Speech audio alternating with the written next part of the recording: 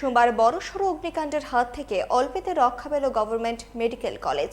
এদিন জিবি হাসপাতালের বেসরকারি নিরাপত্তা কর্মীরা কলেজের পেছনে বৈদ্যুতিক ট্রান্সফরমারে আগুন দেখতে পেয়ে দমকল বাহিনীর কর্মীদের খবর দেন। যদিও তারা আসার আগে নিরাপত্তা কর্মীরা আগুন নিয়ন্ত্রণে আনেন। সঠিক সময় আগুন নিয়ন্ত্রণে না আসলে বড়সড় ঘটনা ঘটত বলে মনে করছেন স্থানীয়রা।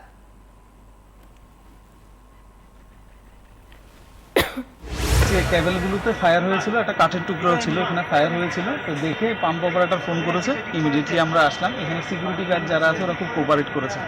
আমরা সঙ্গে সঙ্গে ফায়ার এক্সটিংগুইশার ইউজ করে আগুন নিভিয়ে দিয়েছি। পাওয়ার হাউসে ফোন করে লাইনও কেটে। আমরা যেহেতু সামনে ছিলাম, আমাদের এখানে ফায়ার এক্সটিংগুইশার বালি এগুলো থাকে, ইনিশিয়ালি আমরা এটা ইউজ করেছি।